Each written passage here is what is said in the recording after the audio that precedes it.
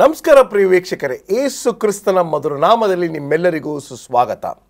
ಕಾರ್ಗತ್ತಲಿನ ಕಣಿವೆಯಲ್ಲಿ ನಡೆದಾಗಲೂ ಕೇಡಿಗೆ ಎದರೇನು ಎಂಬತಕ್ಕಂಥ ಈ ಶೀರ್ಷಿಕೆಯಲ್ಲಿ ಇವತ್ತು ಒಂದು ಅದ್ಭುತವಾಗಿರ್ತಕ್ಕಂಥ ಸಾಕ್ಷಿಯನ್ನು ನೋಡಲಿಕ್ಕಿದ್ದೇವೆ. ಬನ್ನಿ ನಮ್ಮ ಈ ಅತಿಥಿಯನ್ನು ಸ್ವಾಗತ ಮಾಡಿ ಈ ಕಾರ್ಯಕ್ರಮಕ್ಕೆ ಚಾಲನೆಯನ್ನು ನೀಡೋಣ. ಶಿಕ್ಷಕಿಯಾಗಿ, ನಿರ್ದೇಶಕರಾಗಿ, ತಾಯಿಯಾಗಿ, ಮಡದಿಯಾಗಿ, ಸಹೋದರಿಯಾಗಿ ವಿಭಿನ್ನವಾಗಿರ್ತಕ್ಕಂಥ ಪಾತ್ರಗಳನ್ನು ಜೀವನದಲ್ಲಿ ಇವರು ನೆರವೇರಿಸಿದ್ದಾರೆ. ಬನ್ನಿ ಅವ್ರನ್ನ ಸ್ವಾಗತ ಮಾಡೋಣ. ಶ್ರೀಮತಿ ಸುಕಲತಾ ಜೋಸೆಫ್ ಅವರೇ, ನಮಸ್ಕಾರ. ನಮಸ್ಕಾರ ಬೋಧಕರೇ. ತುಂಬ ಸಂತೋಷ ನೀವು ನಮ್ಮ ಕಾರ್ಯಕ್ರಮಕ್ಕೆ ಬಂದಿದ್ದು. ಸಾಕ್ಷಿಗೆ ಹೋಗುವ ಮುನ್ನ ಒಂದು ಕಿರು ಪರಿಚಯ, ನಿಮ್ಮ ಹಿನ್ನೆಲೆ ಅಂತ ಹೇಳಿದ್ರೆ ನಾನು ಹೇಳ್ತಾ ಇರೋದು ನಿಮ್ಮ ತಂದೆ ತಾಯಿ, ನೀವು ಆ ಒಂದು ಹಿನ್ನೆಲೆಯನ್ನು ನಮಗೆ ಸ್ವಲ್ಪ ದಯವಿಟ್ಟು ಪರಿಚಯ ಮಾಡಿಕೊಡಿ. ಖಂಡಿತವಾಗಿ ಬೋಧಕರೇ. ನಾನು ಸೆವೆಂತ್ ಡೇ ಅಡ್ವೆಂಟಿಸ್ಟ್ ಆಗಿ ಹುಟ್ಟಲಿಲ್ಲ. ನಾನು ಮೆಥೋಡಿಸ್ಟ್ ಸಭೆಯಲ್ಲಿ ಹುಟ್ಟಿದಂಥ ಬೆಳೆದವಳು. ಮೆಥೋಡಿಸ್ಟ್ ಹಿನ್ನೆಲೆ ಇರ್ತಕ್ಕಂಥ ನನಗೆ ನಮ್ಮ ತಂದೆ ಸಹ ಬೋಧಕರು, ಹಾಗೂ ಅವರೂ ಸಹ ಅಧ್ಯಕ್ಷರಾಗಿ ಅವರು ಸೇವೆಯನ್ನು ಮಾಡಿದರು. ಹಾಗೂ ನಮ್ಮ ತಾಯಿ ಗೌರ್ಮೆಂಟ್ ನರ್ಸ್ ಆಗಿ ಕೆಲಸ ಮಾಡ್ತಾಯಿದ್ರು. ನಾವು 5 ಜನ ಮಕ್ಕಳು. ಈ ಸೆವೆಂತ್ ಡೇ ಅಡ್ವೆಂಟಿಸ್ಟ್ ಬಗ್ಗೆ ನನಗೆ ಸ್ವಲ್ಪನೂ ಗೊತ್ತಿರಲಿಲ್ಲ. ಆದರೆ ಕಾರಣಾಂತರಗಳಿಂದ ನಾನು ಸಭೆಗೆ ಸೇರೋ ಹಾಗಾಯಿತು. ಸಭೆಗೆ ಸೇರಿದ ಮೇಲೆ ಇಲ್ಲಿರ್ತಕ್ಕಂಥ ಜನರ ಪ್ರೀತಿ, ನನಗೆ ಭಾಷೆನೇ ಬರ್ತಾ ಇರಲಿಲ್ಲ. ನಿಜ ಹೇಳಬೇಕಂದ್ರೆ ತಮಿಳು ಭಾಷೆ ನನಗೆ ಬರ್ತಾ ಇರಲಿಲ್ಲ. ನನ್ನ ಜೊತೆಯಲ್ಲಿರ್ತಕ್ಕಂಥ ಸಹೋದ್ಯೋಗಿಗಳು ತಮಿಳು ಭಾಷೆ ಮಾತಾಡ್ತಾ ಇದ್ರು. ಅಷ್ಟು ಪ್ರೀತಿಯಿಂದ ನನ್ನ ನೋಡ್ಕೊಳ್ತಾ ಇದ್ರು. ಅದನ್ನು ಕಂಡಾಗ ನನಗೆ ತುಂಬ ಇಷ್ಟ ಆಗಿ, ಯಾರೂ ಬರಲಿಲ್ಲ ಮನೆಯಲ್ಲಿ, ಯಾರಿಗೂ ಇಷ್ಟ ಇರಲಿಲ್ಲ ಈ ಸಭೆಗೆ ಸೇರಲಿಕ್ಕೆ. ಆದರೆ ನಾನು ಸ್ವಂತ ಇಚ್ಛೆಯಿಂದ ಸೆವೆಂತ್ ಡೇ ಅಡ್ವೆಂಟಿಸ್ಟ್ಗೆ ಸೇರಿದೆಪ್ಪ. ಅದಕ್ಕೆ ವಂಡರ್ಫುಲ್. ತುಂಬ ಅದ್ಭುತವಾಗಿರ್ತಕ್ಕಂಥ ಒಂದು ಎಷ್ಟೋ ಸಾವಿರಾರು ಕಾರ್ಯಕ್ರಮಗಳನ್ನು ನಾನು ಮಾಡಿದ್ದೀನಿ. ಈ ರೀತಿಯಾಗಿ ಎಲ್ಲೋ ಒಂದು ಕಡೆ ಸ್ನೇಹಿತರ ಒಂದು ಪ್ರೀತಿಯಿಂದ ಮತ್ತು ಅವರ ಒಂದು ಜೀವನದ ಶೈಲಿಯನ್ನು ಪ್ರಭಾವಿತರಾಗಿ ನೀವು ಸತ್ಯಸಭೆಗೆ ಬಂದಿರತಕ್ಕಂಥದ್ದು ತುಂಬ ಪ್ರಶಂಸೆಯ ಒಂದು ವಿಚಾರವಾಗಿದೆ. ನನಗೂ ಅಷ್ಟೇ ಸಂತೋಷ ಇದೆ. ಓಕೆ, ಮುಂದುವರ್ಸ್ಕೊಂಡು ಹೋಗೋಣ. ನಿಮ್ಮ ಯಜಮಾನರು, ಮಕ್ಕಳು, ಅವರ ಬಗ್ಗೆ ಸ್ವಲ್ಪ ಮಾಹಿತಿಯನ್ನು ನೀಡಿ. ನಮ್ಮ ಯಜಮಾನರು ಮೊದಲು ಶಿಕ್ಷಕರಾಗಿ, ಹಾಗೂ ಬೋಧಕರಾಗಿ, ಹಾಗೂ ರೇಡಿಯೋ ಸ್ಪೀಕರ್ ಆಗಿ ಕೆಲಸ ಮಾಡಿದರು ಬೋಧಕರೇ. ನಂತರ ಪ್ರಾನ್ಸಿಪಲ್ ಆಗಿ, ಹೆಡ್ ಮಾಸ್ಟರ್ ಆಗಿ, ಈಗ ಬೆಂಗಳೂರು ಪ್ರಾಂತ್ಯದ ಮೆಟ್ರೋ ಅಧಿಕಾರಿಯಾಗಿ ಸೇವೆಯನ್ನು ಮಾಡ್ತಾ ಇದ್ದಾರೆ. ವಂಡರ್ಫುಲ್. ತುಂಬ ಸಂತೋಷ. ಎಷ್ಟು ಜನ ಮಕ್ಕಳು ನಿಮಗೆ? ನನಗಿರೋದು ಒಬ್ಬಳೇ ಮಗಳು. ಅವಳಿಗೆ ಮದುವೆ ಮಾಡಿದ್ದೀವಿ. ಅವಳು ದುಬೈಯಲ್ಲಿ ಜೀವಿಸ್ತಾ ಇದ್ದಾಳೆ. ನಿಮ್ಮ ಅಳಿಯಂದಿರು? ಅವರು ಸಹ ದುಬೈಯಲ್ಲೇ ಇರೋದು. ಓಕೆ, ತುಂಬ ಸಂತೋಷ. ನಿಮ್ಮದೇ ಆದಂಥ ಒಂದು ಸಣ್ಣ ಲೋಕ, ನಿಮ್ಮದೇ ಆದಂಥ ಒಂದು ಗೂಡನ್ನು ನೀವು ಕಟ್ಟಿಕೊಂಡು ಜೀವನದಲ್ಲಿ ನೀವು 3 ಮೊದಲು, ಆಮೇಲೆ ನಿಮ್ಮ ಅಳಿಯಂದಿರನ್ನ ಸೇರಿಸಿ 4 ಜನ ಒಂದು ನಿಮ್ಮದೇ ಆದಂಥ ಗೂಡಲ್ಲಿ ಜೀವನ ಸಾಗ್ತಾ ಇತ್ತು. ನಿಮ್ಮದು ಮಾತ್ರವಲ್ಲದೆ 2019ರಲ್ಲಿ ಇಡೀ ಲೋಕವನ್ನೇ ಆಡಿಸಿದಂಥ ಈ ಮಹಾಮಾರಿ ಕೋವಿಡ್ ನಿಮ್ಮ ಬಾಗಿಲನ್ನು ಕೂಡ ತಟ್ಟಿತು ಎಂಬತಕ್ಕಂಥ ಅಂಶವನ್ನು ನಾವು ಕೇಳಲ್ಪಟ್ವಿ. ಅದನ್ನು ಸಾಕ್ಷಿಯಾಗಿ ನೀವು ಹೇಳಬೇಕು ಅಂತ ನಿಮ್ಮನ್ನು ಕರೆದ್ವಿ. ನಾವು ಆ ಒಂದು ಆಳಕ್ಕೆ ಹೋಗುವ ಮುನ್ನ ನಿಮ್ಮ ಒಂದು ಆತ್ಮಿಕ ಆರೋಗ್ಯ, ನಿಮ್ಮ ಮನೆಯಲ್ಲಿರ್ತಕ್ಕಂಥ ಆತ್ಮಿಕ ಆರೋಗ್ಯ ಅಥವಾ ದರ್ಜೆ ಯಾವ ರೀತಿಯಾಗಿರ್ತಕ್ಕಂಥದ್ದು? ನೀವೆಷ್ಟು ದೇವರಿಗೆ ನಿಕಟವಾಗಿರ್ತಕ್ಕಂಥ ಒಂದು ಕುಟುಂಬ? ನೀವು ನಂಬ್ತಿರೋ ಇಲ್ಲ ಗೊತ್ತಿಲ್ಲ, ನಾನು ಯಾರನ್ನೂ ನಂಬಲ್ಲ ದೇವ್ರನ್ನ ಬಿಟ್ಟರೆ. ಹಾಗೂ ನಾನು ಬೆಳೆಸಿರೋದು ಮಗಳನ್ನೂ ಹಾಗೆ. ಎಲ್ಲ ಪ್ರಾಧಾನ್ಯತೆ ದೇವ್ರಿಗೆ ಮೊದಲನೇದಾಗಿರಬೇಕು. ಏನೇ ಕಷ್ಟ ಬರಲಿ, ಎಷ್ಟೇ ಸಮಸ್ಯೆಗಳಿರಲಿ, ದೇವ್ರ ಮುಂದೆ ಮೊದಲು ಹೇಳ್ತಾ ಇದ್ದೆ. ನೀವು ನಮ್ಮ ಫ್ರೆಂಡ್ಸ್ಗೂ ಹೇಳ್ತಾ ಇರಲಿಲ್ಲ, ತಂದೆ ತಾಯಿಗಳು ಹೇಳ್ತಾ ಇರಲಿಲ್ಲ. ಆರ್ಥಿಕ ಸಮಸ್ಯೆ ಇರ್ಬೋದು, ಅನಾರೋಗ್ಯ ಇರ್ಬೋದು, ಯಾವುದೂ ಹೇಳ್ತಾ ಇರಲಿಲ್ಲ. ಮೊದಲು ದೇವ್ರು ಹೇಳ್ತಿದ್ದೆ. ಎಲ್ಲದರಲ್ಲೂ ನನಗೆ ಜಯ ಸಿಕ್ಕಿದೆ. ಆ ರೀತಿಯಾದ ಒಂದು ಸಂಪರ್ಕ ನನಗಿತ್ತು ದೇವ್ರ ಜೊತೆಯಲ್ಲಿ. ವಂಡರ್ಫುಲ್. ಈಗ ನೀವು ಬೆಳಗ್ಗೆ ಮತ್ತು ಸಾಯಂಕಾಲದ ಕೌಟುಂಬಿಕ ಪ್ರಾರ್ಥನೆ ಇದೆಯಾ ನಿಮ್ಮ ಮನೆಯಲ್ಲಿ? ಖಂಡಿತವಾಗಿಯೂ. ಓಕೆ, ಸರಿ. ಅದು ಆತ್ಮಿಕ ಆರೋಗ್ಯವಾಯಿತು. ಈಗ ಶಾರೀರಿಕವಾಗಿರ್ತಕ್ಕಂಥ ಆರೋಗ್ಯಕ್ಕೆ ಬರೋಣ. ಸಾಕ್ಷಿಗೆ ಹೋಗುವ ಮುನ್ನ ವಾಕಿಂಗ್ ಅಥವಾ ಕಸರತ್ತು ಅಥವಾ ಊಟದಲ್ಲಿ ಇತಿಮಿತಿ, ಇಷ್ಟೇ ತಿನ್ನಬೇಕು, ಇಷ್ಟೊತ್ತಿಗೆ ತಿನ್ನಬೇಕು ಎಂಬತಕ್ಕಂಥ ಕಡ್ಡಾಯವಾಗಿರ್ತಕ್ಕಂಥ ಕಾನೂನನ್ನು ನಿಮ್ಮ ಮನೇಲಿ ಏನಾದರೂ ಇತ್ತಾ? ಅಥವಾ ಇಲ್ಲ ಏನಾದರೂ ತಿನ್ನು, ಎಷ್ಟಾದರೂ ವಾಕಿಂಗ್ ಮಾಡು, ಆ ಥರ, ಅಥವಾ ಒಂದು ಶಿಸ್ತಿನ ಒಂದು ಜೀವನದ ಶೈಲಿ ಇತ್ತಾ? ಶಿಸ್ತಿನ ಒಂದು ಜೀವಿತ. ಯಾಕಂದರೆ ನಾನು ಬೆಳೆದು ಬಂದಿದ್ದು ಹಾಗೆ. ಓಕೆ. ನಮ್ಮ ತಂದೆ ತಾಯಿ 8 ಗಂಟೆ ಒಳಗಡೆ ಬ್ರೇಕ್ಫಾಸ್ಟ್ ಆಗಿರಬೇಕು. ಆ ಒಂದು ರೀತಿಯಲ್ಲೇ ನಾನು ಜೀವನವನ್ನು ಮಾಡಿದೆ.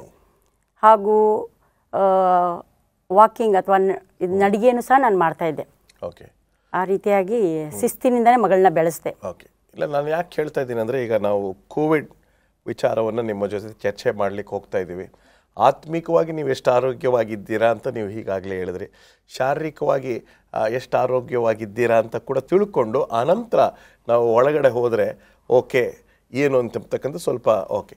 ಈಗ ಮೊದಲನೇದಾಗಿ ಮೊದಲನೇದಾಗಿ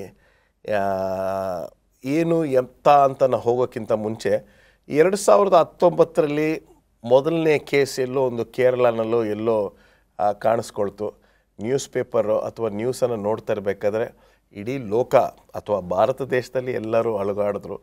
ನಿಮ್ಮ ಒಂದು ಅನಿಸಿಕೆ ಏನಾಗಿತ್ತು? ಫಸ್ಟ್ ಟೈಮ್ ಈ ಥರ ಕೋವಿಡ್ ಅಂತ ಒಂದು ಯಾವುದೋ ಒಂದು ಬಂದಿದೆ ಅಂತ, ವಾಟ್ ವಾಸ್ ಯುವರ್ ರಿಯಾಕ್ಷನ್? ನೀವು ಯಾವ ರೀತಿ ಅದಕ್ಕೆ ಪ್ರತಿಕ್ರಿಯೆ ನೀಡಿದ್ರಿ?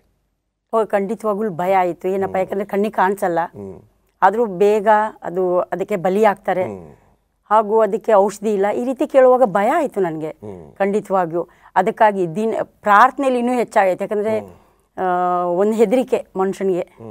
ಆಮೇಲೆ ಆ ರೀತಿಯಾಗಿ ಕಷಾಯ ಮಾಡಬೇಕು, ಕುಡಿಬೇಕು, ಹಾಗೂ ಇದನ್ನೆಲ್ಲ ಮಕ್ಳಿಗೂ ಹೇಳಿದೆ. ಹಾಗೂ ಕೆಲಸಕ್ಕೆ ಹೋಗುವಾಗ ಅವ್ರಿಗೂ ಸಹ ಹೇಳ್ತಾ ಇದ್ದೆ. ಸೊ ಕಷಾಯನ ಮಾಡ್ಲಿಕ್ಕೆ ಶುರು ಮಾಡಿ ಎಲ್ಲರಿಗೂ ಕೊಡ್ತಾ ಇದ್ರೆ ಮನೆಯಲ್ಲಿ? ಖಂಡಿತವಾಗಿಯೂ. ಓಕೆ. ಯಾವ್ಯಾವ ಏನೇನು ಹಾಕ್ತಿದ್ರಿ ಕಷಾಯದಲ್ಲಿ? ತುಳಸಿ, ಆಮೇಲೆ ಶುಂಠಿ, ಅರಿಶಿನ, ಲವಂಗ, ಚಕ್ಕೆ, ಈ ಥರ ಏನೇನೋ ಯಾರ್ಯಾರು ಏನೇನು ಹೇಳ್ತಾರೋ, ಯೂಟ್ಯೂಬಲ್ಲಿ ಏನೇನು ಬರುತ್ತೋ ಅದನ್ನೆಲ್ಲ ಮಾಡ್ತಾ ಇದ್ದೆ. ಓಕೆ. ವಿಶೇಷವಾಗಿ ನಿಮ್ಮ ಯಜಮಾನರು ಕೊಡ್ತಾ ಇದ್ದಾರೆ ಅದನ್ನು? ಅವ್ರಿಗೂ ಕೊಡ್ತಾ ಇದ್ದೆ. ಈಗ ಈ ಕೋವಿಡ್ ಬರೋಕ್ಕಿಂತ ಮುಂಚಿತವಾಗಿ ಒಂದು ವೇಳೆ ನಮ್ಮ ಮನೆಗೆ ಬರಬಹುದು, ನಮ್ಮ ಯಾರಿಗಾದ್ರೂ ಒಬ್ಬರಿಗೆ ಇನ್ಫೆಕ್ಷನ್ ಆಗುತ್ತೆ ಅಂತ ಅನ್ಕೊಂಡಿದ್ರಾ? ಖಂಡಿತವಾಗಿಲ್ಲ ಫಸ್ಟ್. ಯಾಕಂದ್ರೆ ದೇವ್ರು ನಂಬಿದ್ದೀನಿ, ದೇವ್ರು ಕಾಪಾಡ್ತಾರೆ ಅನ್ನೋ ಭರವಸೆಯಲ್ಲಿದ್ದೆ. ಓಕೆ. ಆದರೆ ನೀವು ಕನಸು ನೆನೆಸಿರ್ಲಿಲ್ಲ ಅದು ನಿಮ್ಮ ಮನೆ ಬಂದು ಬಾಗಿಲು ತಟ್ಟತ್ತೆ? ಇಲ್ಲ, ಖಂಡಿತವಾಗಿಯೂ ಇಲ್ಲ. ಓಕೆ. ಸೊ ಇದ್ರ ಬಗ್ಗೆ ನಾವು ಇನ್ನೂ ಸ್ವಲ್ಪ ಆಳವಾಗಿ ಹೋಗಿ ಮಾತಾಡೋಣ. ದೇವರು ಯಾವ ರೀತಿ ನಿಮ್ಮನ್ನು ನಡೆಸಿದ್ರು ಎಂಬತಕ್ಕಂಥ ವಿಚಾರವನ್ನು ಕೂಡ ತಿಳ್ಕೊಳ್ಳೋಣ. ಈಗ ಒಂದು ಸಣ್ಣ ವಿರಾಮಕ್ಕೆ ಸಮಯ ಆಗಿದೆ. ಒಂದು ಸಣ್ಣ ವಿರಾಮದ ನಂತರ ಹಿರಿಯ ಬೋಧಕರು, ಅಧ್ಯಕ್ಷರು, ಅವರದೇ ಆದಂಥ ಆ ಒಂದು ಸಣ್ಣ ಲೋಕವು ಈ ಒಂದು ಕಣ್ಣಿಗೆ ಕಾಣದೇ ಇರತಕ್ಕಂಥ ವೈರಿಯಿಂದ ಕಷ್ಟಪಡುವುದನ್ನು ನಾವು ನೋಡ್ತೇವೆ ಒಂದು ಸಣ್ಣ ವಿರಾಮದ ನಂತರ. Welcome back. ಶ್ರೀಮತಿ ಸುಕಲತಾ ಜೋಸೆಫ್ ಅವರು ಇರ್ತಕ್ಕಂಥ ತುಂಬ ಸಂತೋಷವನ್ನು ತರುವಂಥದ್ದಾಗಿದೆ. ನಂಬಿಗಸ್ತರು, ದೇವರ ಮೇಲೆ ಆತುಕೊಂಡಿರ್ತಕ್ಕಂಥವರು, ದೇವರು ಇಲ್ಲಿಯವರೆಗೂ ನಡೆಸಿದ್ದಾನೆ, ಇನ್ನು ಮುಂದೆಯೂ ನಡೆಸುತ್ತಾನೆ ಅಂತಕ್ಕಂಥ ನಂಬಿಕೆಯಲ್ಲಿದ್ದಂಥವರು. ಆದರೆ ಕೋವಿಡ್ ನಿಮ್ಮ ಮನೆಯ ಬಾಗಿಲನ್ನು ತಟ್ಟುತ್ತೆ. ಯಾವ ರೀತಿ, ಯಾರಿಗೆ ಈ ಕ್ರಿಮಿ ಬಂದು ಮೊದಲನೇದಾಗಿ ತಟ್ಟಿತು? ಬೋಧಕರೇ, ಮೊದಲನೇದಾಗಿ ನಮ್ಮ ಪತಿ ದೇವರ ಸೇವೆಗಾಗಿ ಬಂದಿರತಕ್ಕಂಥ ಹೋದಾಗ ಅವ್ರಿಗೆ ಫೋನ್ ಮಾಡಿ ಹೇಳ್ತಾರೆ ಸಾಯಂಕಾಲ ನನಗೆ, ಸೆಪ್ಟೆಂಬರ್ 23ನೇ ತಾರೀಕು ಈ ರೀತಿ ನನಗೆ ಜ್ವರ, ಕೆಮ್ಮಿದೆ ಎಂಬುದಾಗಿ. ಒಂದು ರೀತಿಯಲ್ಲಿ ನಾನು ಮನೇಲಿದ್ದೆ. ಹೊರಗಡೆಯಿಂದ ಫೋನ್ ಮಾಡ್ತಾರೆ ನನಗೆ ತುಂಬ ಜ್ವರ ಇದೆ. ಆ ರೀತಿಯಾಗಿ ಅವ್ರು ಬಂದಾಗ ಅವ್ರಿಗೆ ಕಷಾಯ ಮಾಡಿಕೊಟ್ಬಿಟ್ಟು, ಬಿಸಿನೀರು ಕೊಟ್ಬಿಟ್ಟು ಮಲ್ಕೊಂಡ್ರು. ಟ್ಯಾಬ್ಲೆಟ್ ತೊಗೊಂಡು ಮಲಗಿದ್ರು, ಡೋಲೋ. ಆಮೇಲೆ ಬೆಳಗ್ಗೆ ನೋಡಿದ್ರೆ ಮತ್ತೆ ಜ್ವರ ಇತ್ತು, ಆದರೆ ಕೆಮ್ಮು ಅಂತ ಏನಿರಲಿಲ್ಲ, ಜ್ವರ ಮಾತ್ರ ಇತ್ತು. ಆದರೆ ಅವರು ಫೋನ್ ಮಾಡಿ ನಿಮಗೆ ಹೇಳುವಾಗ ನಿಮಗೆ ಏನು ಅನುಮಾನ ಆಗಲಿಲ್ಲ? ಖಂಡಿತವಾಗಿಯೂ ಇಲ್ಲ. ಇದು ಅದಾಗಿರಬಹುದು ಅಂತ? ಇಲ್ಲ, ಯೋಚನೆನೇ ಮಾಡಲಿಲ್ಲ ನಾನು ಅದಕ್ಕೆ. ಅವರು ಈ ಒಂದು ಕೋವಿಡ್ ಅವ್ರಿಗೆ ತಟ್ಟಿದೆ, ಬಹುದೂ ಇಲ್ಲ ನನಗೆ. ನಾನೇನೋ ಫೀವರ್ ಬಂದಿದೆ, ಏನೋ ಟಯರ್ಡ್ ಆಗಿದ್ದಾರೆ ಕೆಲಸದ ಒತ್ತಡದಿಂದ ಅಂತ ನಾನು ತಿಳ್ಕೊಂಡೆ. ಅದು ಬಿಟ್ಟರೆ ಓಕೆ. ಮಲ್ಕೊಂಡ್ರು, ಬೆಳಗ್ಗೆ ಎದ್ರು, ಆಮೇಲೆ ಏನಾಯಿತು? ಯಾವ ರೀತಿ ಈ ರೋಗವು ಅವರಲ್ಲಿ ಜಾಸ್ತಿ ಆಯಿತು? ನಿಮಗೆ ಹೇಳಬೇಕಂದ್ರೆ 23ನೇ ತಾರೀಕು ಸೆಪ್ಟೆಂಬರಲ್ಲಿ ಸ್ಟಾರ್ಟ್ ಆಯಿತು ಜ್ವರ. 24, 25ನೇ ತಾರೀಕು ನನ್ನ ಬರ್ಡೇ. ಸೊ ಆ ಬರ್ಡೇ ಮಾಡೋದು ಬೇಡ, ಏನೂ ಬೇಡ, ಇರೋದೇ 4 ಜನ. ಆದರೂ ಮಗಳು ಕೇಳಲಿಲ್ಲ. ಆ ಕೇಕಲ್ಲಿ ಅಷ್ಟೇ ಜ್ವರದಲ್ಲಿ ಅವರು ಪ್ರೇಯರು ಮಾಡಿದ್ರು, ಎಲ್ಲ ಆಯಿತು. ನಂತರ ಭಯ, ಅವ್ರಿಗೆ ಭಯ, ಕೋವಿಡ್ ಇರುತ್ತೇನೋ ಅನ್ನೋ ಡೌಟ್ ಅವ್ರಿಗಿತ್ತೇನೋ. ನನಗೆ ಮಾತ್ರ ಖಂಡಿತವಾಗೂ ಅದ್ರ ಬಗ್ಗೆ ಯೋಚನೆನೇ ಇರಲಿಲ್ಲ. ಸುಮ್ಮನೆ ಹೋಗ್ಬಿಟ್ಟು ಎಲ್ಲೋ ಔಷಧಿ ತೊಗೊಳ್ತೀನಿ. ಯಾವುದೋ ಒಬ್ಬ ಬೋಧಕರು ಬಂದರು, ಅವ್ರು ಹೇಳಿದ್ರು ಬೇರೆ ಕಡೆ ಹೋದರೆ ಇದನ್ನ ಕೋವಿಡ್ ಟೆಸ್ಟ್ ಮಾಡ್ತಾರೆ, ಅದರಿಂದ ತೊಂದರೆ ಆಗುತ್ತೆ, ಆಮೇಲೆ ಕ್ವಾರಂಟೈನ್ ಮಾಡ್ತಾರೆ. ಈ ರೀತಿಯಾಗಿ ಹೇಳುವಾಗ ಯಾವುದೋ ಒಂದು ಡಾಕ್ಟ್ರ್, ಯುನಾನಿ ಡಾಕ್ಟ್ರ್ ಹತ್ರ ಹೋದ್ರೆ ಅಲ್ಲಿ ಚೆನ್ನಾಗಿ ಆಗ್ತಾರೆ, ಏನು ತೊಂದರೆ ಆಗಲ್ಲ ಅಂತ ಹೇಳುವಾಗ ಒಂದು ಆಸೆ, ಚೆನ್ನಾಗಿ ಅಲ್ಲಿ ಕರ್ಕೊಂಡು ಹೋದ್ರು ಬೋಧಕರೇ. ಹೋದ್ರು. ಆದರೆ ದಿನದಿಂದ ದಿನಕ್ಕೆ ಅವರು ಆರೋಗ್ಯವನ್ನು ಪಡೆಯೋದಕ್ಕಿಂತ ಮುಂಚೆ ಆರೋಗ್ಯ ಹೊಂದುವುದಕ್ಕೆ ಬಿಟ್ಟು ಪ್ರತಿದಿನ ಬಲಹೀನರಾಗ್ತಾ ಇದ್ದಾರೆ. ನಾವು ತಿಳ್ಕೊಂಡು ಆಂಟಿಬಯೋಟಿಕ್ ಟ್ಯಾಬ್ಲೆಟ್ ತಗೋತಾ ಇರೋದ್ರಿಂದ ಈ ರೀತಿ ಆಗ್ತಾ ಇದ್ದಾರೆ ಅಂತ ನಾನು ತಿಳ್ಕೊಂಡೆ. ಅದ್ರ ಕೋವಿಡ್ ಬಗ್ಗೆ ನಾನು ಯೋಚನೆ ಮಾಡಲಿಲ್ಲ. ಈಗ ಈ ಇನ್ನೊಂದು ಡಾಕ್ಟ್ರ್ ಹತ್ರ ಹೋಗ್ತಾರೆ, ಅವ್ರನ್ನ ತೋರಿಸ್ಕೊಳ್ತಾರೆ, ಆದರೆ ಎಲ್ಲೋ ಒಂದು ಕಡೆ ಅದು ಸರಿ ಆಗ್ತಿಲ್ಲ. ನಿಮಗೆ ಅನುಮಾನ ಆಗಲಿಲ್ಲ ಒಂದು ವೇಳೆ ನಾವು ಸರಿಯಾದ ಒಂದು ದಾರಿಲಿ ಹೋಗ್ತಾ ಇಲ್ಲ, ಇದಕ್ಕೆ ಬೇರೆ ರೀತಿಯಾದ ಉಪಶಮನವನ್ನು ಮಾಡಬೇಕು ಅಥವಾ ಬೇರೆ ರೀತಿಯಾದ ಹಾಗ ಅನಿಸ್ಲೇ ಇಲ್ಲ. ಆ ಒಂದು ಕೋವಿಡ್ ಇದೆ ಅಂತಲೂ ನನಗೆ ಅನಿಸ್ಲಿಲ್ಲ. ಪಾಸಿಟಿವ್ ಅಲ್ಲಿ ಇದ್ದಾರೆ, ಅವ್ರನ್ನ ನಾನು ಹಾಸ್ಪಿಟ್ಲಿಗೆ ಕರ್ಕೊಂಡು ಹೋಗ್ಬೇಕು, ಅಡ್ಮಿಟ್ ಮಾಡಬೇಕು ಅನ್ನೋದೇ ಅನಿಸ್ಲಿಲ್ಲ. ನಾರ್ಮಲ್ ಆಗಿದೆ, ಅವ್ರು ಊಟ ಸರಿಯಾಗಿ ಮಾಡ್ತಾ ಇಲ್ಲ, ಬೈ ಫೋರ್ಸ್ ಆಗಿ ಅವ್ರಿಗೆ ಗಂಜಿ ಮಾಡಿಕೊಡ್ತಾ ಇದ್ದೆ, ತಿನ್ನಿ, ನೀವು ಟ್ಯಾಬ್ಲೆಟ್ ತಗೋತೀರಾ, ಅದು ಇಂಜೆಕ್ಷನ್ ತಗೋತಾ ಇದ್ದೀರಾ, ತಿನ್ನಿ ಅಂತ ಹೇಳ್ತೀನಿ, ಅವ್ರಿಗೆ ಆಗ್ತಾ ಇಲ್ಲ. ಅವರು ಹೇಳ್ತಾ ಇಲ್ಲ ನನಗೆ ಆ ಥರ ತೊಂದರೆ ಇದೆ ಅಂತ. ಸೊ ಯಾವಾಗ ಗೊತ್ತಾಯ್ತು ಓಕೆ ಇದು ಸರಿಯಾಗಿ ಹೋಗ್ತಾ ಇಲ್ಲ, ಇನ್ನೊಂದು ಸ್ವಲ್ಪ ಕಡ್ಡಾಯವಾಗಿರ್ತಕ್ಕಂಥ ಕ್ರಮ ತಗೊಳ್ಳೇಬೇಕು ಅಂತ ನಿಮ್ಗೆ ಯಾವಾಗ ಅನ್ನಿಸ್ತು? ಅಕ್ಟೋಬರ್ 4 ಆ ಬೆಳಗಿನ ಜಾವದಲ್ಲಿ ಆಲ್ಮೋಸ್ಟ್ ಈಗ 11 ದಿನ ಕಷ್ಟಪಟ್ಟಿದ್ದಾರೆ. ನನಗೆ ಒಂದಿನೂ ಅದಾಗಿರ್ಬೋದು ಅಂತ ಯೋಚನೆ ಮಾಡಲಿಲ್ಲ. ನನಗೆ ಬೇಕಾದಷ್ಟು ಪರಿಚಯಸ್ಥರಿದ್ದಾರೆ, ಬೋಧಕರಿದ್ದಾರೆ, ಯಾರಿಗೂ ನಾನು ಕೇಳಲೂ ಇಲ್ಲ. ಹಾಗೂ ನನಗೆ ತುಂಬ ಪರಿಚಯ ಆಗಿರ್ತಕ್ಕಂಥ ಹಾಸ್ಪಿಟಲ್ ಇರ್ತಕ್ಕಂಥ ಪರಿಚಯ ಇದ್ದಾರೆ, ಬಟ್ ಅವ್ರನ್ನೂ ನಾನು ಕೇಳಲಿಲ್ಲ. ಈ ಥರ ಆಗಿದೆ ನಮ್ಮ ಯಜಮಾನ್ರಿಗೆ ಹೇಳಕ್ಕೆ ನನಗೂ ಒಂಥರ. ಬಟ್ ಕೋವಿಡ್ ಅಂತ ನನಗೆ ಖಂಡಿತವಾಗೂ ನಾನು ನೆನೆಸಿರಲಿಲ್ಲ. ಅಕ್ಟೋಬರ್ 4ನೇ ತಾರೀಕಿನ ದಿನ ಬೆಳಗಿನ ಜಾವದಲ್ಲಿ ಎದ್ದೇಳ್ತಾರೆ, ಅವಾಗೂ ಅವ್ರು ಹೋಗಬೇಕು ಆ ಒಂದು ಔಷಧಿ ತೊಗೊಳ್ಳೋಕ್ಕೆ. ಡಾಕ್ಟ್ರ್ ಬರ್ತಾ ಇಲ್ಲ ಮನೆಗೆ, ಇವರೇ ಹೋಗ್ತಾ ಇದ್ರು. ಅಂಥ ಸಂದರ್ಭದಲ್ಲಿ ಅವ್ರಿಗೆ ನಡಿಲಿಕ್ಕೆ ಆಗ್ತಾ ಇಲ್ಲ, ಡ್ರೆಸ್ ಹಾಕೊಳಕ್ಕಾಗ್ತಾ ಇಲ್ಲ, ನನಗೆ ಆಗ್ತಾ ಇಲ್ಲ ಅಂತ ಕೂತ್ಕೊಂಡ್ಬಿಟ್ರು. ಪ್ರತಿದಿನ ಹೋಗೋರು ಅಕ್ಟೋಬರ್ 4ನೇ ತಾರೀಕು ಅವ್ರು ಎದ್ದೇಳ್ತಾನೆ ಇಲ್ಲ, ಆಗ್ತಾನೆ ಇಲ್ಲ ಅವ್ರಿಗೆ. ಅವಾಗ ಇವ್ರನ್ನ ಕರ್ಕೊಂಡು ಹೋಗ್ತಕ್ಕಂಥ ಬೋಧಕರು ನನಗೆ ಫೋನ್ ಮಾಡ್ತಾರೆ, ನಾವು ಬಂದು ನಿಂತಿದ್ದೀವಿ, ಬೋಧಕರನ್ನ ಕಳಿಸ್ರಿ ಅಂತೇಳ್ಬಿಟ್ಟು. ನಾನೇನಂದೆ, ಆ ಡಾಕ್ಟ್ರಿಗೆ ಫೋನ್ ಕೊಡಿ ನನಗೆ ಅಂತೇಳ್ಬಿಟ್ಟು. ಆವಾಗ ನಾನು ಆ ಡಾಕ್ಟ್ರ್ ಜೊತೆ ಮಾತಾಡಿದ್ದು. ಅವ್ರಿಗೆ ಆಗ್ತಾನೆ ಇಲ್ಲ, ಅವ್ರು ಎದ್ದೇಳಕ್ಕಾಗ್ತಾ ಇಲ್ಲ ಅಂದಾಗ ಆ ಡಾಕ್ಟ್ರ್ ಬಂದರು. ಬಂದು ನೋಡಿದ ತಕ್ಷಣವೇ ಹೇಳಿದ್ರು ಆಕ್ಸಿಜನ್ ಲೆವೆಲ್ ತುಂಬ ಕಡಿಮೆ ಇದೆ, ಹಾಸ್ಪಿಟ್ಲಿಗೆ ಕರ್ಕೊಂಡು ಹೋಗ್ಬೇಕಾಗುತ್ತೆ ಅಂತ ಹೇಳಿದ್ರು. ಆವಾಗೂ ನಂಗೆ ಕೋವಿಡ್ ಅನಿಸಲಿಲ್ಲ ಬೋಧಕರೇ. ಅದ್ರ ಬಗ್ಗೆ ನಾನು ಕೋವಿಡ್ ಬಗ್ಗೆ ನಾನು ಯೋಚನೆ ಮಾಡಲಿಲ್ಲ. ಅವಾಗ ಏನು ಮಾಡ್ಬೇಕಂತ ಗೊತ್ತಾಗಲಿಲ್ಲ. ಅವಾಗ ನಂಗೊಬ್ಬ ಬ್ಯಾಪ್ಟಿಸ್ಟ್ ಹಾಸ್ಪಿಟ್ಲಲ್ಲಿ ಗ್ಲೋರಿ ಅಂತ ಒಬ್ಬ ಸಿಸ್ಟರ್ ಇದ್ದಾರೆ, ಅವರು ಕೋವಿಡ್ಗೆ ಮೇಲಧಿಕಾರಿಯಾಗಿ ಕೆಲಸ ಮಾಡ್ತಾಯಿದ್ರು. ಅವ್ರನ್ನ ಆ ಒಂದು ಮೇಲಧಿಕಾರಿಯಾಗಿ ಮಾಡುವಾಗ ಅವ್ರು ನೆನಪಾಗ್ಬಿಡ್ತು ನಂಗೆ ಸಡನ್ನಾಗಿ. ಸೊ ಅವ್ರಿಗೆ ನಾನು ಫೋನ್ ಮಾಡಿದೆ. ಫೋನ್ ಮಾಡಿಬಿಟ್ಟು ಅವ್ರಿಗೆ 11 ದಿನಗಳಾಗಿದೆ, ಈ ರೀತಿ ನಮ್ಮ ಯಜಮಾನ್ರಿಗೆ ಆಗ್ತಾ ಇಲ್ಲ ಅಂದಾಗ ಅವರು, ಮೇಡಮ್ ನೀವು ತಡ ಮಾಡಬೇಡಿ, ಅರ್ಧ ಗಂಟೆ ಒಳಗಡೆ ನೀವು ಬಂದುಬಿಡಿ, ಅರ್ಧ ಗಂಟೆಲಿ ಬನ್ನಿ ಅಂತಂದರು. ಆವಾಗ ನಮ್ಮ ಅಳಿಯ ಇರಲಿಲ್ಲ, ಅವ್ರು ಫೋನ್ ನಾನು ಇಡೋ ಅಷ್ಟೊತ್ತಿಗೆ ಅಳಿಯ ಬಂದಿದ್ದಾರೆ. ಅವಾಗ ನಮ್ಮ ಕಾರಲ್ಲಿನೇ ಒಂದು ಅರ್ಧ ಗಂಟೆಯಲ್ಲೇ ನಾವು ಹೋಗಿ ಹಾಸ್ಪಿಟಲಲ್ಲಿ ಹೋದ್ವಿ. ಹೋದ ತಕ್ಷಣ ಇಮ್ಮಿಡಿಯೇಟಾಗಿ ಗ್ಲೋರಿ ಸಿಸ್ಟರ್ ಅಲ್ಲಿದ್ದರು. ಅವರ ಸಹಾಯ ನಾನು ಮರೀಲಿಕ್ಕೆ ಆಗೋದಿಲ್ಲ. ಅವರಲ್ಲಿದ್ದು ಅಡ್ಮಿಟ್ ಮಾಡಿಕೊಂಡ್ರು. ಅಡ್ಮಿಟ್ ಮಾಡ್ಕೊಂಡು ಆದಮೇಲೆ ಅವಾಗಲೂ ನಂಗೆ ಗೊತ್ತಿಲ್ಲ ಇವ್ರಿಗೆ ಕೋವಿಡ್ ಇದೆ ಅಂತ, ಅದ್ರ ಬಗ್ಗೆ ಯೋಚನೆ ಮಾಡಲಿಲ್ಲ ನಾನು. ಆ ಒಂದು ಆಸ್ಪತ್ರೆಗೆ ದಾಖಲೆಯನ್ನು ಪಡೆದ ಮೇಲೆ ಚಿಕಿತ್ಸೆ ಉಪಶಮನಗಳನ್ನು ಮಾಡ್ತಾರೆ. ಆವಾಗ ಯಾರಾದರೂ ನಿಮ್ಗೆ ಹೇಳಿದ್ರ ತುಂಬ ಕೋವಿಡ್ ಆಗಿದೆ, ತುಂಬ ಸೀರಿಯಸ್ ಆಗಿದ್ದಾರೆ ಇವರು ಅಂತ ನಿಮ್ಗೆ ಏನಾದರೂ ಮಾಹಿತಿ ಗೊತ್ತಾಯ್ತು? ಫಸ್ಟ್ ಡೇ ಅಂತ ನಂಗೆ ಗೊತ್ತಾಗಲಿಲ್ಲ. ಏನೋ ಕೋಲ್ಡಿಂದ ವೀಕ್ ಆಗಿದ್ದಾರೆ ಆ ರೀತಿಯಲ್ಲಿತ್ತು. ಇದಕ್ಕೆ ICUಗೆ ಹಾಕಬೇಕಂತಂದರು. ಆದಾಗ ನಮ್ಮ ಹತ್ರ ಒಂದು ಸೈನ್ ತೊಗೊಂಡ್ರು, ನನ್ನ ಹತ್ರ, ನನ್ನ ಮಗಳ ಹತ್ರ. ಏನಂತಂದರೆ, ನಾವು ಟೆಸ್ಟ್ ಮಾಡಿಲ್ವಲ್ರ ಇನ್ನು, ಕೋವಿಡ್ ವಾರ್ಡಿಗೆ ನೀವ್ರನ್ನ ಅಡ್ಮಿಟ್ ಹಾಕ್ತೀವಿ, ನೆಗೆಟಿವ್ ಬಂದರೆ ನಮ್ಮ ಮೇಲೆ ನೀವೇನು ಹೇಳಬಾರ್ದು, ಅದಕ್ಕೊಂದು ಸೈನ್ ಮಾಡಿ, ಅವ್ರಿಗೆ ಟ್ರೀಟ್ಮೆಂಟ್ ಬೇಕೇ ಬೇಕು, ಇವಾಗ ಆಕ್ಸಿಜನ್ ಕೊಡಲೇಬೇಕು ಅಂತ ಹೇಳಿದ್ರು. ನಾವು ಸೈನ್ ಮಾಡಿದ್ವಿ. ಬಟ್ ಅಲ್ಲಿನೂ ಸಹ ನನಗೆ ಗೊತ್ತಾಗಲಿಲ್ಲ ಇವ್ರಿಗೆ ಕೋವಿಡ್ ಅಟ್ಯಾಕ್ ಆಗಿದೆ ಅನ್ನೋ ರೀತಿಯಲ್ಲಿ ಸೈನ್ ಮಾಡಿ ಕೂತ್ಕೊಂಡಿದ್ದೀವಿ. ಕಾಯ್ತಾ ಇದ್ವಿ ಏನು ಹೇಳ್ತಾರೆ ಡಾಕ್ಟ್ರ್ ಅಂತ ಹೇಳ್ಬಿಟ್ಟು ಕೂತ್ಕೊಂಡಿದ್ವಿ ಬೋಧಕರೇ ಆ ರಾತ್ರಿಯಲ್ಲಿ. ಸೊ ರಿಸಲ್ಟ್ ಬಂದಿದ್ದು ಯಾವಾಗ? ಮಂಡೇ ಅವತ್ತೇ ಡಾಕ್ಟ್ರ್ ಕರೆದ್ರು. ಕರೆದ್ಬಿಟ್ಟು ಹೇಳ್ತಾ ಇದ್ದಾರೆ ಅವರ ಒಂದು ಆಕ್ಸಿಜನ್ ಲೆವೆಲ್ ತುಂಬ ಕಡಿಮೆ ಆಗ್ತಾ ಇದೆ. ತುಂಬ ಕಡಿಮೆ ಅಂದರೆ ತುಂಬ ಕಡಿಮೆ ಆಗ್ತಾ ಇದೆ. ನಾವು ಒಂದು ಹೈಪೋ ಆಕ್ಸಿಜನ್ ಕೊಡ್ತೀವಿ, ಅದನ್ನ ಕೊಡ್ತೀವಿ. ಅದು ಅವ್ರಿಗೆ ಸರಿ ಬೀಳಲಿಲ್ಲ ಅಂದರೆ ವೆಂಟಿಲೇಟರ್ ಹಾಕಬೇಕು ಅಂತ ಹೇಳಿದ್ರು ಬೋಧಕರೇ. ಇದರ ಬಗ್ಗೆ ಇನ್ನೂ ಸ್ವಲ್ಪ ಮಾತಾಡೋಣ. ಒಂದು ಸಣ್ಣ ವಿರಾಮಕ್ಕೆ ಸಮಯ ಆಗಿದೆ. ಒಂದು ಸಣ್ಣ ವಿರಾಮ. Welcome back.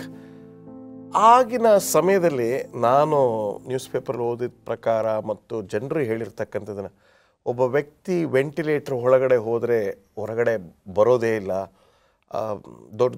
ದೊಡ್ಡ ಗಾಯಕ ಕೂಡ ಹಾಗಾಗಿ ತೀರ್ಕೊಂಬಿಟ್ರು ಅಂತ ನ್ಯೂಸ್ ಎಲ್ಲ ಓದಿದಾಗ, ಸೊ ನಿಮಗೆ ವೆಂಟಿಲೇಟರ್ ಅನ್ನೋ ಪದ ಕೇಳಿದಾಗ ನಿಮಗೇನು ಅನಿಸ್ತು? ಆಗ ನನಗೆ ತಪ್ಪು ಮಾಡಿಬಿಟ್ನೇನು. ನನ್ನ ಪತಿನ ಅಷ್ಟು ದಿನಗಳು ದೇವರು ನನಗೆ ಕೊಟ್ಟಿದ್ರು ಸಮಯವನ್ನು. ಅಷ್ಟು ದಿನ ನಾನು ಯಾವ ಡಾಕ್ಟರ್ ಹತ್ರನೂ ಹೋಗಲಿಲ್ಲವಲ್ಲ. ಯಾಕಂದರೆ ನೀವು ಹೇಳಿದ ಹಾಗೆ ಆ ಸಂದರ್ಭ 2 ವಾರಗಳ ಹಿಂದೆ ಅಥವಾ 3 ವಾರಗಳ ಹಿಂದೆ ಪ್ರಸಿದ್ಧ ಗಾಯಕ ಇದೇ ಒಂದು ಸಮಸ್ಯೆಯಿಂದ ತೀರ್ಕೊಂಡಿದ್ದಾನೋ ಗೊತ್ತು. ಆಗ ನನಗೆ ಏನು ಮಾಡಬೇಕಂತ ಗೊತ್ತಾಗಲಿಲ್ಲ. ಜೋರಾಗಿ ದೇವ್ರಿಗೆ ಕೂಗಿದೆ, ಅತ್ತೆ. ಆಗ ನನಗೊಂದು ವಾಕ್ಯ ನೆನಪಾಯಿತು ಬೋಧಕರೇ, 120ನೇ ಕೀರ್ತನೆ. ಇಕ್ಕಟ್ಟಿನಲ್ಲಿ ನಾನು ಮೊರೆ ಇಟ್ಟೆನು, ಆತ ನನ್ನ ಸದುತ್ರವನ್ನು ಕೇಳಿದನು. ಆ ಒಂದು ವಾಕ್ಯವನ್ನು ಹಿಡ್ಕೊಂಡೆ ದೇವ್ರ ಹತ್ರ ಕೇಳಿದೆ, ದೇವರೇ ನನ್ನ ಮೂರ್ಖತನ ಇದು, ಅವಕಾಶಗಳಿತ್ತು, ಬೆಂಗಳೂರು ಪ್ರಾಂತ್ಯದಲ್ಲಿದ್ದೆ, ಎಲ್ಲರೂ ಪರಿಚಯ ಇದೆ, ಅವಕಾಶಗಳಿತ್ತು, ಆದರೂ ನಾನು ಏನೂ ಯೋಚನೆ ಮಾಡಲಿಲ್ವಲ್ಲ. ಆ ಒಂದು ಮೂರ್ಖತನಕ್ಕಾಗಿ ದೇವ್ರ ಹತ್ರ ಬೇಡ್ತಾ ಇದ್ದೀನಿ. ದೇವರೇ ನಿನಗೆ ಮೊರೆ ಇಡ್ತಾ ಇದ್ದೀನಿ, ನಾನು ನನ್ನ ಕೂಗನ್ನು ಕೇಳು, ನಿನ್ನ ಸೇವೆಯನ್ನು ಮಾಡುವಂಥ ಮಗನು, ನೀನು ಕಾಪಾಡು, ನೀನು ಅದ್ಭುತ ಕಾರ್ಯ ಮಾಡು, ಏನು ಮಾಡ್ತೀವೋ ನನಗೆ ಗೊತ್ತಿಲ್ಲ, ನೀನು ಆಶೀರ್ವದಿಸು ಅಂತ ಪ್ರಾರ್ಥನೆ ಮಾಡಿದೆ. ಅಲ್ಲೇ ಕುಸಿದು ಹೋದೆ. ಬಟ್ ಅದು ಕೋವಿಡ್ ಅಂತ ಗೊತ್ತಿಲ್ಲ ಬೋಧಕರೇ. ಸೊ ಈ ವೆಂಟಿಲೇಟರ್ ಹಾಕಿದ್ರ ನಿಮ್ಮ ಯಜಮಾನ್ರನ್ನ? ಇಲ್ಲ ಬೋಧಕರೇ, ಹಾಕಲಿಲ್ಲ. ಓಕೆ. ಸೊ 2 ದಿನಗಳ ನಂತರ ಅವ್ರದ್ದು ಕೇಸ್ ಇಂಪ್ರೂವ್ಮೆಂಟ್ ಆಯ್ತಾ ಅಥವಾ ಇನ್ನು ಮೋಸಕ್ಕೆ ಹೋದ್ರ? ಅವರ ಸ್ಥಿತಿ ಚೆನ್ನಾಗಿತ್ತಾ ಅಥವಾ ಅದಕ್ಕಿಂತ ಕುಸ್ತರ ಅವರು? ನಾವು ಸಂಡೇ ಕರ್ಕೊಂಡು ಹೋಗಿದ್ವಿ. 4th ಸಂಡೇ ಇತ್ತು. ಮಂಡೇ ಈವ್ನಿಂಗ್ ಮಧ್ಯಾಹ್ನಗೆ ನನಗೆ ಒಬ್ಬ ಬೋಧಕರು ಫೋನ್ ಮಾಡಿ ಹೇಳ್ತಾರೆ, ಈ ಥರ ಅವ್ರಿಗೆ ಕೋವಿಡ್ ಪಾಸಿಟಿವ್ ಇದ್ದಾರೆ, ಸೊ ನೀವೆಲ್ಲ ಕ್ವಾರಂಟೈನಲ್ಲಿ ಇರ್ರಿ ಅಂತ ಹೇಳ್ಬಿಟ್ಟು ನನಗೆ ಹೇಳಿದ್ರು. ಓಕೆ. ನೀವು ಒಂದೇ ರೂಮಲ್ಲಿ ಇದ್ದ ಕಾರಣದಿಂದ ನಿಮ್ಮೆಲ್ರಿಗೂ ಇದ್ರೂ ಇರಬಹುದು, ಸೊ ನೀವು ಇರಿ ಅಂತ ಹೇಳಿದ್ರು. ಓಕೆ. ನಿಮ್ಮ ಬಗ್ಗೆ ಮತ್ತು ನಿಮ್ಮ ಅಳಿಯ ಮಗಳ ಬಗ್ಗೆ ಇನ್ನೊಂದಿನ ನಾವು ಮಾತಾಡೋಣ. ಸೊ ಕೋವಿಡ್ ಆಗಿದೆ ಅಂತ ಗೊತ್ತಾಯಿತು. ಈಗ ನಿಮ್ಮ ಪ್ರಾರ್ಥನೆ ಯಾವ ರೀತಿ ಬದಲಾವಣೆ ಆಯಿತು? ಗೊತ್ತಾದ ತಕ್ಷಣವೇ ದೇವ್ರ ಹತ್ರ ಮತ್ತೆ ಅದೇ ಕೂಗು, ದೇವರೇ ನೀನು ಅದ್ಭುತವನ್ನು ಮಾಡು, ನಿನ್ನ ಅದ್ಭುತ ಕಾರ್ಯವನ್ನು ನೋಡಲಿಕ್ಕೆ ನಾನು ಕಾಯ್ತಾ ಇದ್ದೇನೆ ನಿನ್ನ ಅದ್ಭುತವನ್ನು ಮಾಡಲಿಕ್ಕೆ. ನನ್ನ ಮೂರ್ಖತನದಿಂದ ಇದಾಗಿದೆ, ನನ್ನ ಪಾಪವನ್ನು ಮನ್ನಿಸು ದೇವರೇ, ಅವರನ್ನು ಬಲಪಡಿಸು, ಆಶೀರ್ವದಿಸು, ನಿನ್ನ ಸೇವೆಗಾಗಿ ಅವ್ರನ್ನ ಉಪಯೋಗಿಸ್ಕೊ. ಆವಾಗಲೇ ಅವರು 3 years ಆಗಿತ್ತು ಅನ್ಸುತ್ತೆ, ಅಥವಾ 2 years ಆಗಿತ್ತು ಅವ್ರ ಅಧ್ಯಕ್ಷರಾಗಿ ಮೆಟ್ರೋ ಪ್ರಾಂತ್ಯಕ್ಕೆ. ನಿನ್ನ ಸೇವೆಯನ್ನು ಮಾಡಲಿಕ್ಕೆ ಅವ್ರಿಗೊಂದು ಅವಕಾಶವನ್ನು ಕೊಡು, ನೀನು ಉಪಯೋಗಿಸ್ಕೊ ಅವರನ್ನು ಅಂತ ಪ್ರಾರ್ಥನೆಯನ್ನು ಮಾಡ್ತಾ ಇದ್ದೆ. ಸೊ ಎಷ್ಟು ದಿನ ಬ್ಯಾಪ್ಟಿಸ್ಟಲ್ಲಿ ಇದ್ದರು? ಅವರು 11 ದಿನಗಳ ಕಾಲ ಸಫರ್ ಮಾಡಿದರು. 11 ದಿನಗಳ ಕಾಲ ಜ್ವರ, ಕೆಮ್ಮು, ಸುಸ್ತಿತ್ತು. ಆದರೆ ಬ್ಯಾಪ್ಟಿಸ್ಟಲ್ಲಿ ಒಂದು ವಾರ. ಓಕೆ. ಒಂದು ವಾರದಲ್ಲಿ ಸಂಪೂರ್ಣವಾಗಿ ನೆಗೆಟಿವ್ ಆಗಿ ಮನೆಗೆ ಬಂದರು? ಮನೆಗಿಲ್ಲ, ಅವ್ರನ್ನ ಕ್ವಾರಂಟೈನ್ ಇಟ್ಟಿದ್ವಿ. ಕ್ವಾರಂಟೈನ್. ಓಕೆ. ಯಾಕಂದ್ರೆ ನನಗೆ ಪಾಸಿಟಿವ್ ಬಂದಿತ್ತು ಬೋಧಕರೇ. ಓಕೆ. ಸೊ ನಿಮಗೆ ಏನು ಅನ್ನಿಸ್ತು? ಈಗ ಅದೇನೋ ಒಂಥರ ಕಷ್ಟ ಬಂದರೆ ಅದು ಒಂದೇ ಸರಿ ಬರ್ತದೆ, ಅದು ಸಪ್ರೇಟಾಗಿ ಬರೋದಿಲ್ಲ, ಎಲ್ಲ ಕಷ್ಟ. ಸೊ ನಿಮ್ಮ ಯಜಮಾನರಿಂದ ನಿಮಗೆ ಅದು ಹರಡ್ಬಿಡ್ತು. ಸೊ ನಿಮಗೆ ನಿಮ್ಮ ಮೇಲೆ ಜಾಸ್ತಿ ಭಯ ಇತ್ತಾ, ನಿಮಗೆ ಅವ್ರ ಮೇಲೆ ಭಯ ಜಾಸ್ತಿ ಇತ್ತಾ, ಅವರ ಏನಾದರೂ ಆಗ್ಬಿಡುತ್ತೆ ಅಂತ? ಬೋಧಕರೇ, ನೀವು ನಂಬ್ತೀರಾ ಇಲ್ವೋ, ಅವ್ರ ಮೇಲೂ ನನಗೆ ಅಂದರೆ ಒಂದು ರೀತಿಯಲ್ಲಿ ಭಯ, ಅಥವಾ ಏನು ಕಳ್ಕೊಳ್ತೀನಿ ಅವ್ರು ಅನ್ನೋ ಭಯ ನನಗಿಲ್ಲ. ನನಗೆ ಬಂದಿದೆ ಪಾಸಿಟಿವ್, ನನಗೂ ಭಯ ಇಲ್ಲ. ನಮ್ಮಿಬ್ಬರ ಬಗ್ಗೆ ನಾನು ಯೋಚನೆನೇ ಮಾಡಿಲ್ಲ. ಆದರೆ ಜಾಸ್ತಿ ಸಮಯ ಪ್ರಾರ್ಥನೆಯಲ್ಲಿ ಕಳೀತಾ ಇದ್ದೆ. ಯಾಕಂದರೆ ನಾನು ಒಂದು ರೂಮಲ್ಲಿ ಕೂತ್ಕೊಂಡಿದ್ದೆ, ಮಗಳು ಅಡುಗೆ ಮಾಡಿಬಿಟ್ಟು ತಂದು ಬಾಗಿಲಲ್ಲಿ ಇಟ್ಟು ಹೋಗ್ತಾ ಇದ್ಲು. ಹಾಗಾಗಿ ನನಗೆ ಸಮಯ ಜಾಸ್ತಿ ಕಳೀತಾ ಇದ್ದಿದ್ದು ದೇವ್ರ ಜೊತೆಯಲ್ಲಿ. ನನಗೆ ಭಯನೇ ಇಲ್ಲ, ಬರೀ ಯೋಚನೆ ಮಾಡ್ತಾ ಇದ್ದೆ ಏನಾದ್ರು ಮಗಳಿಗೆ ಕೆಲಸ ಜಾಸ್ತಿ ಆಯಿತು. ಆ ರೀತಿಯಾದ ಯೋಚನೆ ಬಿಟ್ಟರೆ ಏನಪ್ಪ ಏನಾಗುತ್ತೆ, ಅವ್ರ ಸ್ಥಿತಿ ಏನಾಗುತ್ತೆ, ಅವ್ರಿಗೆ ಹೇಗಿದ್ದಾರೆ ಅನ್ನೋದು ಭಯ ಇರಲಿಲ್ಲ. 11 ಪ್ಲಸ್ ಅಂದಾಜಾಗಿ ಇನ್ನೊಂದು 5 ದಿನ ನಿಮ್ಮದು ಒಂದು 5-10 ದಿನ ಒಂದು ಕ್ವಾರಂಟೈನ್. ಸೊ ಜೀವನದ 20 ಮುಖ್ಯವಾಗಿರ್ತಕ್ಕಂಥ ದಿನಗಳು, ಹಾಗಂದರೆ ಕೋವಿಡ್ ಮುಂಚೆ ಕೋವಿಡ್ ನಂತರ ಅಂತ ನಮ್ಮ ಜೀವನವನ್ನು 2 ಭಾಗವಾಗಿ ವಿಂಗಡಿಸ್ಕೊಂಡ್ರೆ, ನೀವು ಈ ಒಂದು ಕೋವಿಡ್ ನಿಮಗೆ ನಿಮ್ಮ ಯಜಮಾನರಿಗೆ ಬಂದಂಥ ಕೋವಿಡಿಂದ ನೀವು ಅನುಭವಿಸಿದಂಥ ನೋವು, ಅನುಭವಿಸಿದಂಥ ಆ ದಿನಗಳಿಂದ ನೀವು ಕಲಿತಂಥ ಅತಿ ಮುಖ್ಯವಾಗಿರ್ತಕ್ಕಂಥ ಪಾಠ ಏನು? ಈ ಒಂದು ಕಾಯಿಲೆ ಅಂತಕ್ಕಂಥದ್ದು ಬರುವಾಗ ಮನುಷ್ಯ ಭಯ ಬೀಳ್ತಾನೆ, ತುಂಬ ಹೆದರ್ತೀವಿ, ಆದಷ್ಟು ಒಳ್ಳೆಯವರಾಗಕ್ಕೆ ಪ್ರಯತ್ನ ಪಡ್ತೀವಿ ಅಲ್ರ. ಆ ರೀತಿಯಾಗಿ ಯಾವಾಗ ಇವ್ರಿಗೆ ಕೋವಿಡ್ ಆಯಿತು ಅಂತ ಗೊತ್ತಾದ ತಕ್ಷಣವೇ, ಹಾಗೂ ಅದರಿಂದ ಹೊರ ಬಂದ ಮೇಲೆ ಆವಾಗ ನನಗೆ ದೇವ್ರ ಮೇಲೆ ನಂಬಿಕೆ ಇನ್ನೂ ಹೆಚ್ಚಾಯಿತು.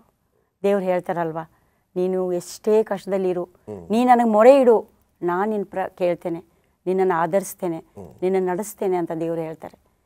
ಕಾರ್ಗತ್ತಿನ ಕಣದಲ್ಲಿ ನಡೆಯುವಾಗ ನನ್ನ ಜೊತೆ ಇರ್ತೀನಿ ಅಂತ ಹೇಳ್ತಾರಲ್ಲ, ಆ ರೀತಿಯಾದ ಅನುಭವ ನಮ್ಮ ಜೀವನದಲ್ಲಿ ಆಯಿತು.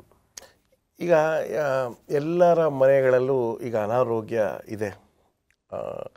ಒಂದು ಯಜಮಾನರಿಗಿರ್ಬೋದು ಅಥವಾ